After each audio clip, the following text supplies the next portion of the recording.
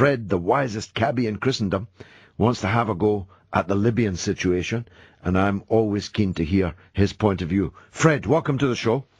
Hello, George. Hi, sir. I was just wondering if this weapon that David Icke fired, I mean, was it fired by a lizard? Well, a shape-shifting figure of some kind must have unleashed this undersea weapon. For what purpose is not yet clear. But well, David Icke will no doubt enlighten us. Well, as my dear old late dad would say, they're not all locked up. No, but, that's true. By the way, did you know that, I mean, on the Richter scale, a 9 is 10 times more powerful than an 8. An 8 is 10 times more powerful than a 7, which makes this earthquake round about 250 times more powerful than the one that hit Christchurch a couple of weeks ago. Yeah, some idea of the scale. Well, quite. And that is enormous, absolutely enormous. I've never seen footage like it, I must say. I've not seen it yet because I've been working, but I'll just have a look when I get Well, it. I didn't see it until the 7 o'clock, till the Channel 4 news at 7.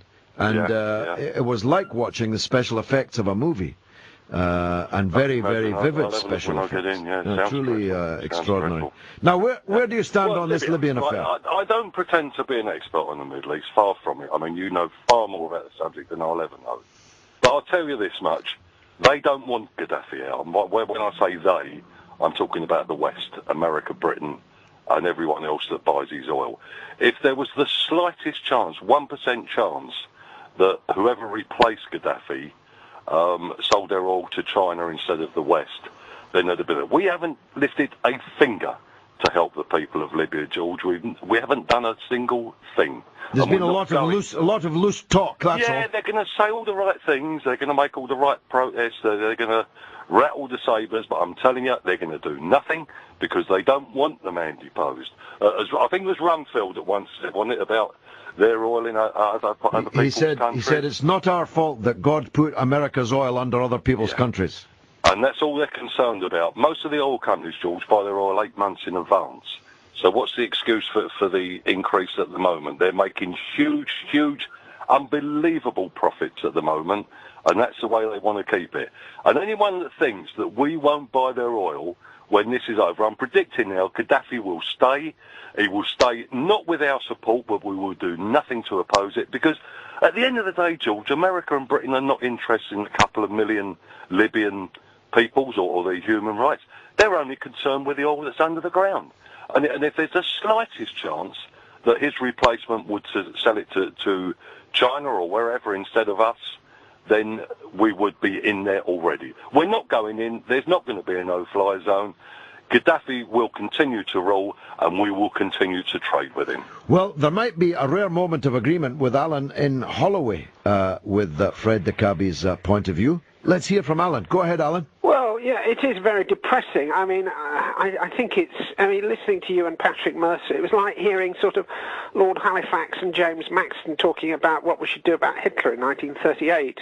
I mean, appeasement really never works. And as far as Fred was going on about, yes, I mean, first of all, Gaddafi has been selling his oil already in larger and larger quantities to the Chinese. That's why the Chinese will veto any kind of action through the United Nations. They're on Gaddafi's side already. They're bought and paid for. So the idea that, we're supporting Gaddafi because he's anti-Chinese is rubbish. And it doesn't, first of all, if Gaddafi wins, the EU will have to, presumably there will be not only thousands of people killed in Libya, there will be thousands of people who will exit Libya, and they will exit through Italy into France and then into this country. And the EU will face an enormous refugee problem that we will have to cope with. Also, the Bahrainis, the Saudis, the Iranians, the Syrians, everybody in the Middle East, all the dictatorships in the Middle East will see, well, Gaddafi can get away with it. He can kill his own people. The West will do nothing. Therefore, we will do the same. And this so-called tsunami of popular revolt that's coming through the Middle East would simply peter out.